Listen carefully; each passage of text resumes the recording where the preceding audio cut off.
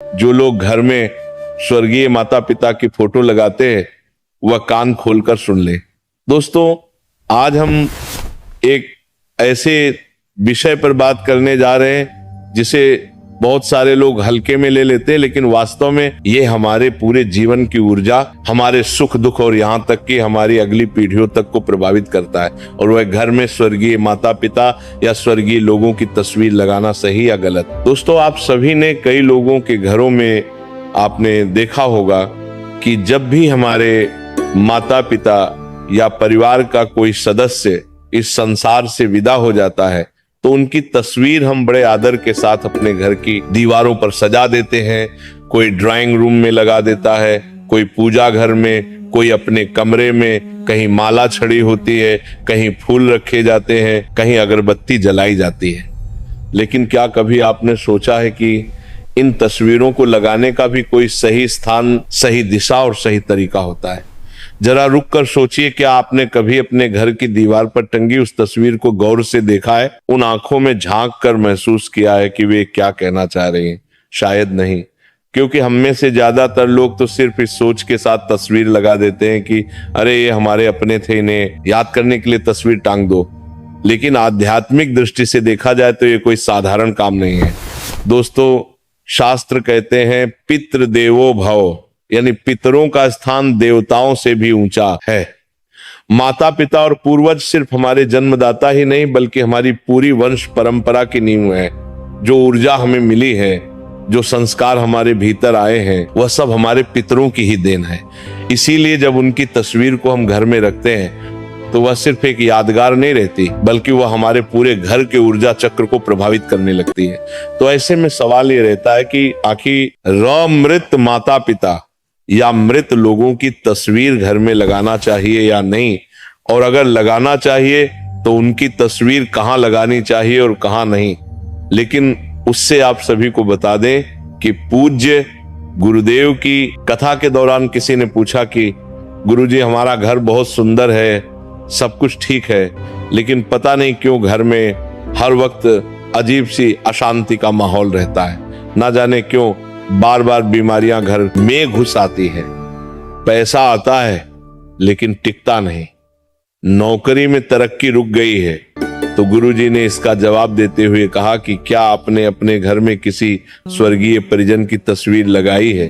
तो उस व्यक्ति ने कहा, हाँ गुरुजी, हमारे ड्राइंग रूम में ही हमारे पिताजी और माताजी की तस्वीरें लगी हुई हैं, हम रोज उन्हें फूल चढ़ाते हैं। तो गुरुजी ने इस पर कहा कि आपकी गलती यहीं से शुरू हो जाती है।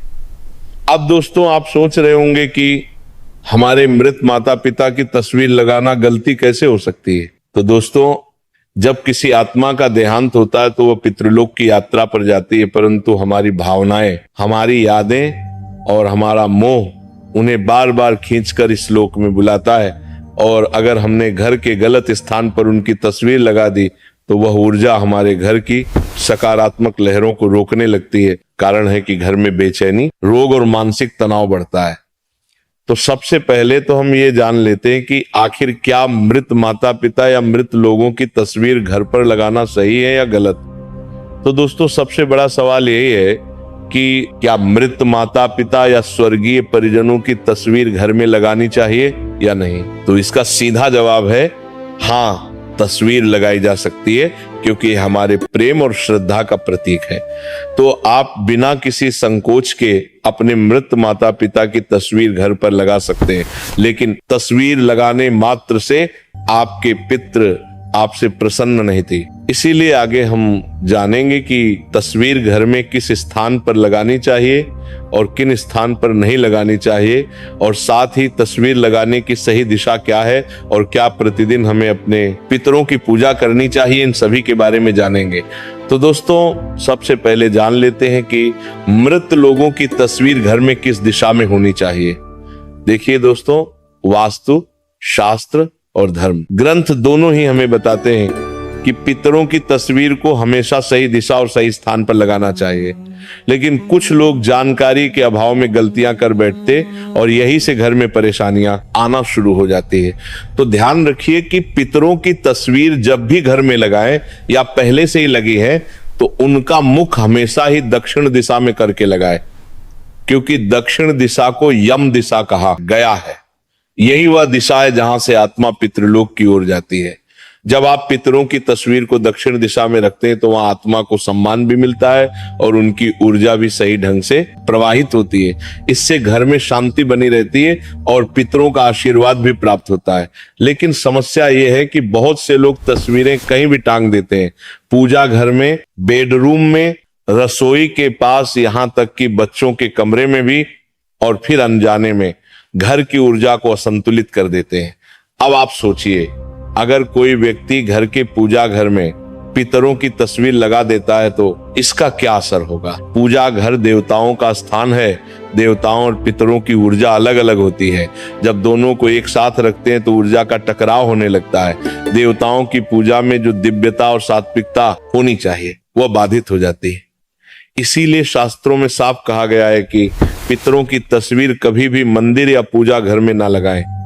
इसी के साथ जब भी आप अपने पितरों की तस्वीर लगाए तो ध्यान रहे कि पितरों की तस्वीर कभी भी बहुत बड़ी नहीं होनी चाहिए और ना ही उसमें सजावट का दिखावा होना चाहिए। सरल, सौम्य और गंभीर भाव वाली तस्वीर होनी चाहिए, क्योंकि तस्वीर सिर्फ फोटो नहीं है बल्कि वह पितरों की आत्मा से जुड़ने का माध्यम बन जाती है। दोस्तों, आपने देखा होगा कि कई बार जब हम अपने पितरों की तस्वीरों को देखते हैं तो हमें लगता है जैसे वो हमें देख रहे हो। यही वह सूक्ष्म ऊर्जा है जिसे हम अनदेखा कर देते हैं। इसीलिए अगर आपके घर में भी पितरों की तस्वीरें लगी हैं तो जरा ठहर कर देखिए कि वे किस दिशा में है, क्या वह सही दिशा में है या नहीं, और साथ ही किस स्थान पर है, इसे भी जानना बेहद जरूरी है। क्योंकि कई बार पितरों की तस्वीर का घर में गलत स्थान पर होना भी पितरों को नाराज कर सकता है। क्योंकि मान लीजिए किसी घर में माता पिता का देहांत हुआ, बेटा या बेटी दुखी मन से उनकी तस्वीर घर के मंदिर में टांग देता है, ये सोचकर कि अब तो आप देवता बन गए इसलिए मंदिर में रहना ही आपके लिए उचित है। तो ऐसा आपका भाव हो सकता है। लेकिन क्या पितरों की तस्वीर पूजा घर मंदिर में रखना सही है या नहीं? तो दोस्तों ध्यान रखिए, पितरों को कभी भी पूजा घर मंदिर में ना रखें, क्योंकि पितर और देवता दोनों की यात्रा अलग है। देवता सदैव लोक कल्याणकारी ऊर्जा के रूप में पूजे जाते हैं, जबकि पितरों को हमारी वंश परंपरा के रक्षक होते हैं। वे हमारे कर्मों और हमारी श्रद्धा से प्रसन्न होते हैं। मंदिर में उन्हें स्थान देना देवताओं की ऊर्जा में बाधा डालता है और पितरों की आत्मा को भी शांति नहीं देता। इसीलिए जिन भी लोगों ने पूजा घर मंदिर में या मंदिर के आसपास भी पितरों की तस्वीर लगाई हुई है तो इसे हटा दें, क्योंकि दोनों को एक साथ रखना सही नहीं माना जाता है। इसके बाद क्या पितरों की तस्वीर बेडरूम या बच्चों के कमरे में लगानी चाहिए? तो इसका उत्तर है बिल्कुल नहीं। सोचिए जरा, बेडरूम वह स्थान है जहां हम विश्राम करते हैं, अपनी निजी जिंदगी जीते हैं। यहां पर ऐसी ऊर्जा की आवश्यकता होती है जो हल्की, प्रसन्न और सकारात्मक हो। लेकिन पितरों की तस्वीर एक गंभीर और स्मृति से भरी हुई ऊर्जा लेकर आती है। ये ऊर्जा आपके अवचेतन मन पर गहरा असर डालती है।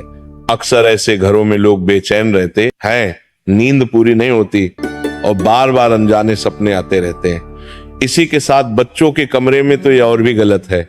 बच्चों का मन अत्यंत कोमल होता है, वे खेल, पढ़ाई और कल्पनाओं में डूबे रहते हैं। अगर उनके कमरे में पितरों की तस्वीर हो तो उनकी मानसिक ऊर्जा पर भारी बोझ आ जाता है। इससे उनका विकास रुक सकता है और वे बिना कारण डर या घबराहट महसूस कर सकते हैं। तो अब सवाल ये उठता है कि आखिर पितरों की तस्वीर कहां और किस तरह लगानी चाहिए? तो दोस्तों, पितरों की तस्वीर हमेशा घर के बैठक कक्ष या हाल में लगानी चाहिए, वह भी दक्षिण दिशा की दीवार पर। दक्षिण दिशा इसलिए क्योंकि ये यम की दिशा है, पितृलोक की दिशा है। वहां तस्वीर लगाने से ऊर्जा प्रवाहित होकर पितरों तक पहुंचती है। और ध्यान रहे, तस्वीरें हमेशा आंखों के सामने की ऊंचाई पर लगाएं, ना कि बहुत नीचे या बहुत ऊपर। तस्वीरें हमेशा साफ सुथरी हो, धूल मिट्टी न जमी हो। अगर तस्वीर के ऊपर माला चढ़ाई गई है तो वह माला सूख जाने के बाद बदलते रहना चाहिए। अब इसी के साथ पितरों की तस्वीर, हंसते हुए फोटो या जीवन काल की खुशहाल तस्वीरें नहीं लगानी चाहिए। हमेशा ऐसी तस्वीर लगानी चाहिए जिसमें वह गंभीर और शांत भाव में हो, क्योंकि यह स्मृति का स्थान है, आनंद उत्सव का नहीं।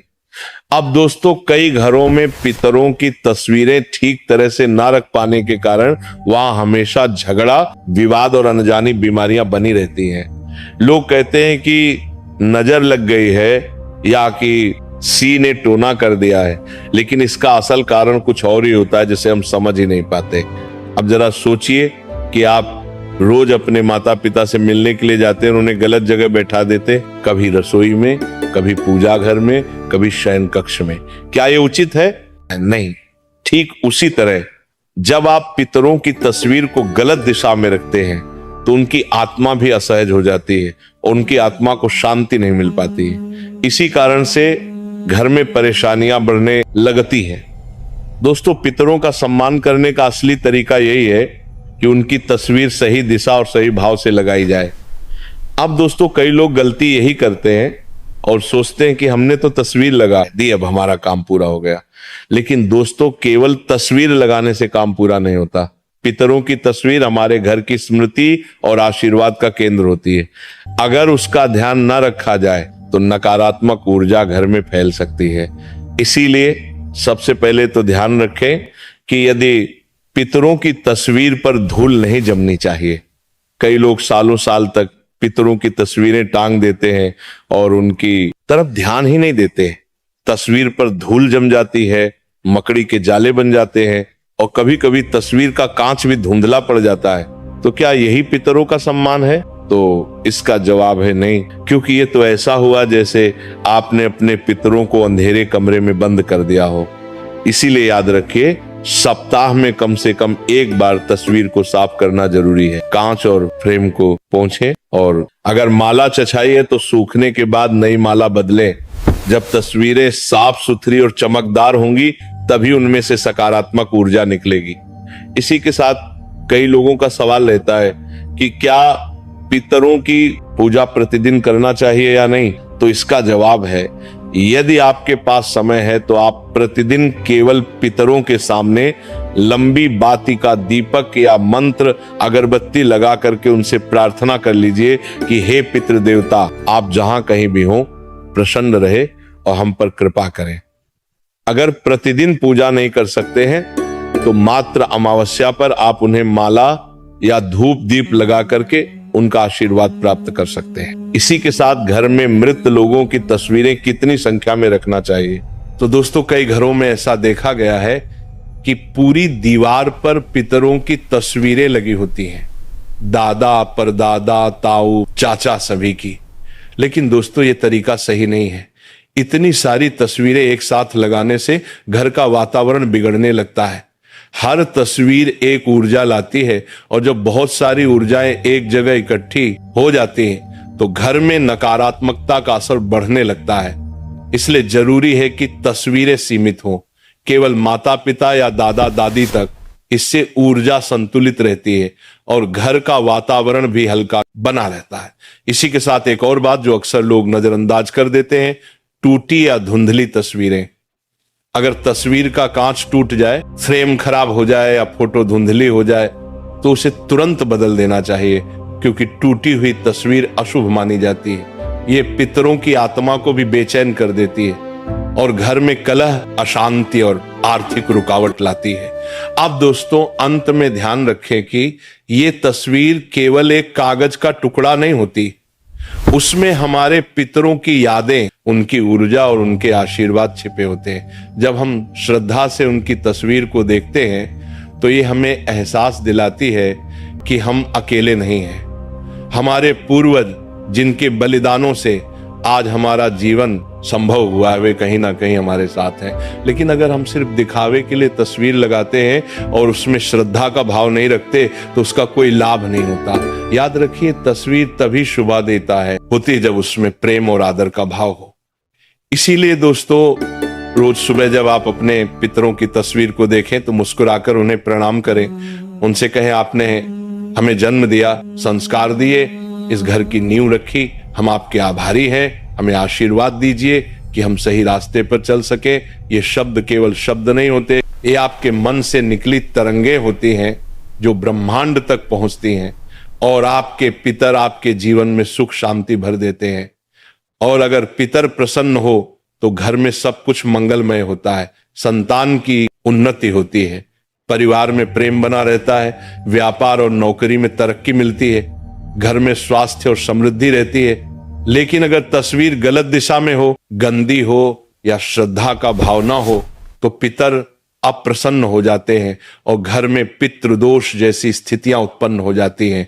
इसलिए पितरों की तस्वीर हमेशा दक्षिण दिशा में लगाई, उन्हें साफ सुथरा रखें, टूटी फूटी तस्वीरें से बचें, सीमित तस्वीरें ही लगाएं और सबसे महत्वपूर्ण तस्वीरों को देखकर श्रद्धा और प्रेम से उन्हें याद करें। याद रखिए, पितरों की प्रसन्नता ही आपके जीवन की सबसे बड़ी पूंजी है। अगर पितर खुश हैं तो कोई शक्ति आपको रोक नहीं सकती। तो दोस्तों, यदि आपको ये वीडियो पसंद आया हो तो वीडियो को लाइक करें, चैनल को सब्सक्राइब करें और कमेंट में जय पितृदेव जरूर लिखें। धन्यवाद।